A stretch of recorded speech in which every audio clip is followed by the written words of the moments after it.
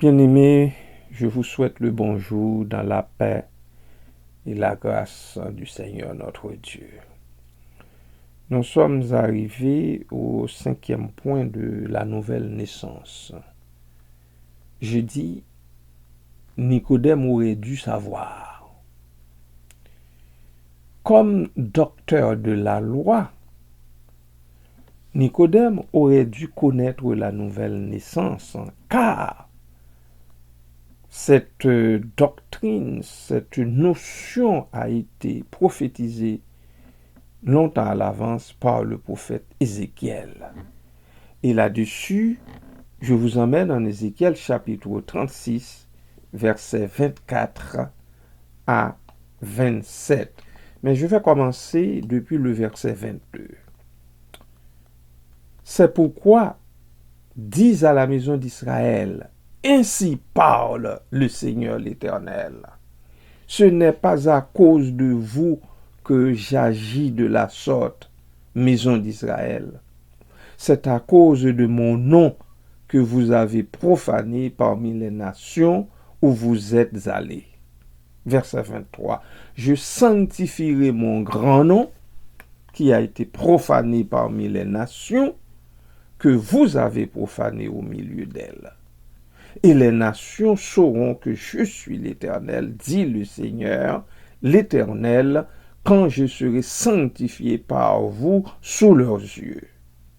Je vous retirerai d'entre les nations, je vous rassemblerai de tous les pays, et je vous ramènerai dans votre pays. Je répandrai sur vous une eau pure, et vous serez purifiés. Je vous purifierai de toutes vos souillures et de toutes vos idoles. Je vous donnerai un cœur nouveau et je mettrai en vous un esprit nouveau. J'ôterai de votre corps le cœur de pierre et je vous donnerai un cœur de chair. Je mettrai mon esprit en vous et je ferai en sorte que vous suiviez mes ordonnances et que vous observiez et pratiquiez mes lois. Vous habiterez le pays que j'ai donné à vos pères. Vous serez mon peuple et je serai votre Dieu. Voilà. Vous voyez, vous devez remarquer dans ce texte plusieurs expressions que nous pouvons mettre en parallèle avec le texte de Jean chapitre 3, versets 3 à 7, que nous vous avons déjà lu la semaine dernière. Voyez-vous, il faut noter vraiment cela. Il y a l'expression eau pure, l'expression eau pure que nous trouvons au verset 25. Eau pure. Si vous avez votre Bible, alors je vous conseille de souligner cette expression eau pure. Je répandrai sur vous une eau pure. Et ensuite, nous avons l'expression aussi un esprit nouveau. Un esprit nouveau. Hein? Nous avons l'expression un cœur nouveau. Un cœur nouveau que je souligne aussi. Un esprit nouveau. Tout ça, alors au verset 26, nous avons un cœur nouveau, puis nous avons un esprit nouveau au verset 26, première partie. Ensuite, je trouve votre cœur de pierre et je vous donnerai un cœur de chair. Bon, un cœur de chair qui signifierait encore un cœur nouveau, un cœur refait. Je mettrai mon esprit en vous. Hein, mon esprit en vous. Okay? L'esprit de Dieu qui est l'esprit de vérité. Et je ferai en sorte que vous suiviez mes ordonnances et que vous observiez et pratiquiez mes lois. Et alors, nous avons ça dans le texte d'Ézéchiel que nous venons de lire. Et quant à Jean, l'évangile de Jean, chapitre 3, versets 3 à 7, nous avons naître de nouveau. Hein? Nous avons naître de nouveau au verset 3 particulièrement. Nous avons naître d'esprit. Naître d'esprit. Hein? Nous avons aussi naître de nouveau. Naître d'eau d'abord, je dis bien, naître d'eau d'abord, je dis bien, au verset 3 que nous avons ça. Je vais vérifier encore dans la Bible comme telle. Dans la Bible comme telle, on va vérifier ça pour être sûr avoir les bons mots au bon endroit. Ou les bons mots au bon endroit. Verset 3, Jésus lui répondit, en vérité, je te le dis, si un homme ne naît de nouveau, il ne peut voir le royaume de Dieu. Verset 5, en vérité, je te le dis, si un homme ne naît d'eau et d'esprit, si un homme ne naît d'eau et d'esprit.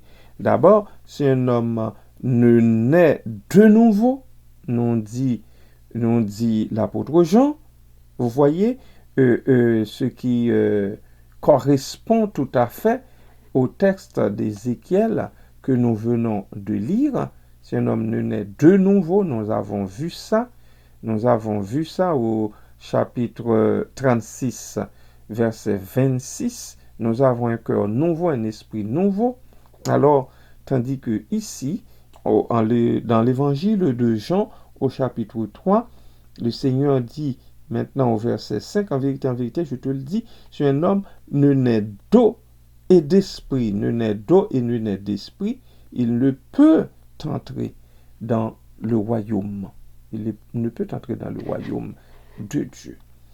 Et le Seigneur va terminer, puisque Nicodème continuait à insister, au verset 7, eh bien, il va dire, ne t'étonne pas que je t'ai dit, il faut que vous naissiez de nouveau. Alors, ces deux textes, c'est-à-dire celui d'Ézéchiel le prophète et celui de Jean l'apôtre, eh bien, ces deux textes sont très complémentaires, pour ne pas dire similaires. Alors, en tant que docteur d'Israël, Nicodème aurait dû comprendre parfaitement le langage de Jésus quant à la nouvelle naissance, ce qui ne fut pas le cas. Voilà pourquoi le Seigneur a pris les grands moyens, je dirais, pour lui expliquer ce qu'il entend par naître de nouveau ou nouvelle naissance. Ainsi, son enseignement, l'enseignement du Seigneur, sous serment, à partir du verset 11, en vérité, je te l'ai dit, nous disons ce que nous savons et nous rendons témoignage de ce que nous avons vu. Et vous ne recevez pas notre témoignage. Ainsi continue le Seigneur jusqu'au verset 21. Jusqu'au verset 21. Bien-aimé, il est important lorsque Dieu nous parle d'une façon ou d'une autre, que ce soit par le truchement d'un serviteur ou bien au moyen d'une émission, d'une capsule ou bien de n'importe quoi, d'une prière prononcée par un autre bien-aimé dans l'assemblée, ou bien, moi je sais pas, moi, étant en voyage durant une marche, pas rien qu'une marche, pendant qu'on prend une marche après avoir soupé, pendant qu'on prend une marche pour la digestion, des idées peuvent vous venir à l'esprit, des choses aussi, le chant des oiseaux, les arbres, la neige qui tombe, les flocons de neige que vous regardez tomber du haut du ciel, et puis ça s'arrête quand ça doit s'arrêter, etc. Le Seigneur utilise toutes sortes de moyens pour nous parler, pour nous amener à la raison. C'est seulement nous, notre connaissance étant obscurcie par le malin, eh bien, souvent, vous et moi, nous n'arrivons pas à saisir la voix de Dieu, à écouter la voix de Dieu pour mettre en pratique ce qu'il nous dit, ce qu'il nous demande de faire. J'espère que vous, enfin, avec le temps, vous essaierez de vous approcher du texte avec un autre esprit, avec un esprit de disciple. Un esprit de disciple, c'est un esprit qui nous pousse à nous asseoir tranquillement comme un bon élève pour écouter ce que le maître a à nous dire. Que donc le Seigneur vous visite, vous soutienne, qu'il vous fasse la grâce de comprendre chaque jour un peu plus ce qu'il veut vous enseigner. Et à lui, toute la gloire au siècle des siècles. Amen.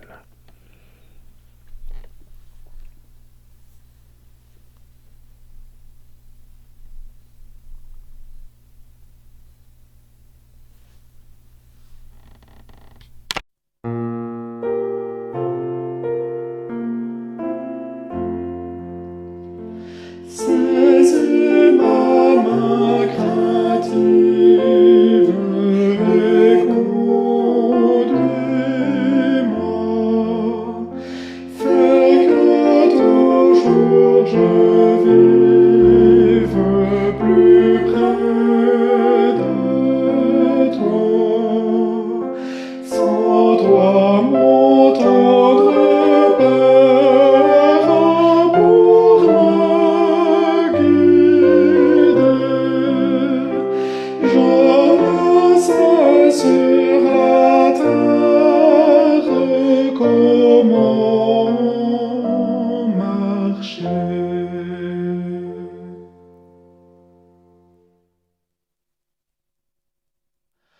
Que ta main me dispense joie ou douleur, paisible ta présence, garde mon cœur en toi pour toutes choses, se confiant. À tes pieds se repose ton faible enfant.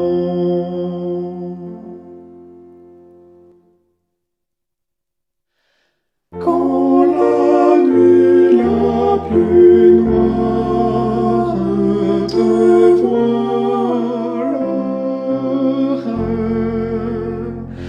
ton bras jusqu'à la gloire me porterait. Saisis ma main craintive et conduis-moi. Fais que toujours je vive plus près de toi.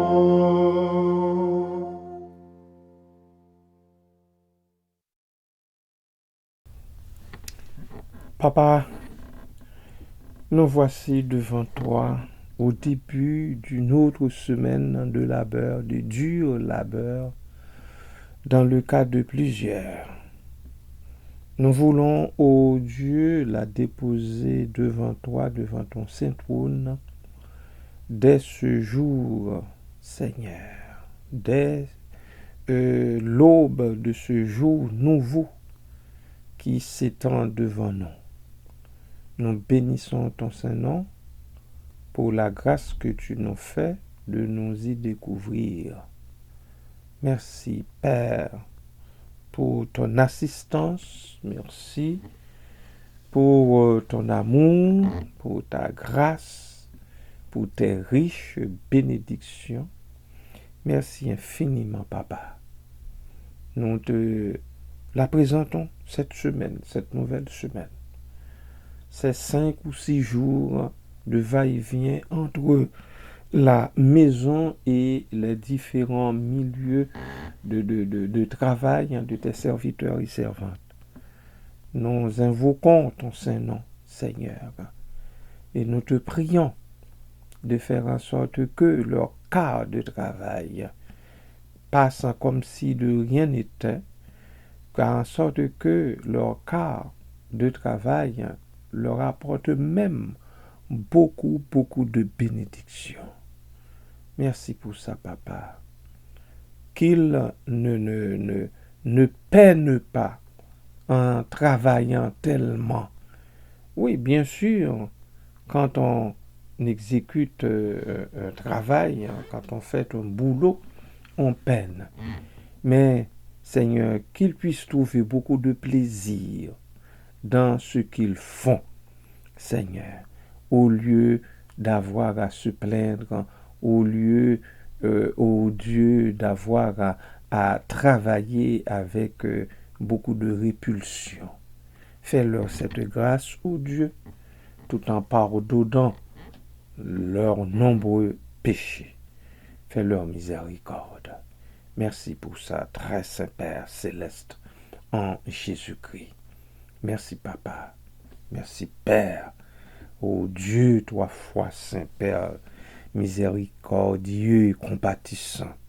C'est à toi que nous devons toujours nous adresser en toutes circonstances. C'est vers toi que nous devons toujours nous tourner pour avoir un allègement quelconque dans quel que soit le travail que nous avons à faire.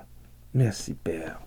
Oh Dieu, Papa, nous te prions aussi de nous embraser, tous et toutes, comme tous tes saints apôtres et martyrs, de ce feu divin du Saint-Esprit que Jésus-Christ, notre Seigneur, est venu jeter sur la terre et qu'il a ardemment désiré voir étendre partout ses flammes. Merci, Seigneur, de faire ça pour nous, de nous embraser du feu du Saint-Esprit. Merci, Père. Toi qui es Dieu de vérité et de miséricorde, délivre-nous de toute épreuve venant du malin ou venant des hommes. Ne nous retire pas ton secours et ne nous abandonne pas à notre faiblesse. Nous qui sommes incapables de résister à l'adversaire, car toi seul peux nous sauver du mal. Et c'est ce que tu fais chaque jour, toujours. Oh Dieu, délivre-nous dans ta bonté des souillures de ce monde, pour que nous puissions nous approcher de toi avec une conscience pure, nous joindre au cœur des puissances célestes pour chanter sans reproche l'hymne aux 3 fois saints, et en te rendant ce culte vivant et raisonnable, nous préparer à l'héritage incorruptible de la vie éternelle. Car tu es saint, Seigneur notre Dieu, et tu habites et te complais parmi les saints, et c'est à toi que nous rendons gloire, comme à ton Fils et au Saint-Esprit, maintenant et toujours et au siècle des siècles. Amen. Merci, Seigneur. Que toute gloire soit à toi. Merci, Papa. Béni soit ton nom, Jésus. Amen.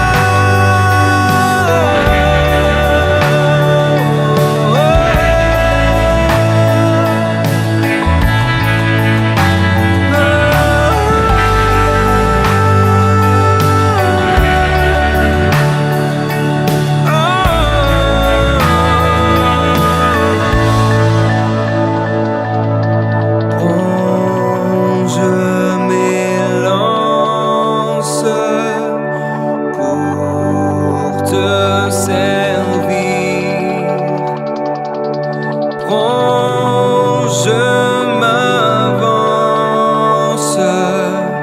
pour t'obéir. Là sous ton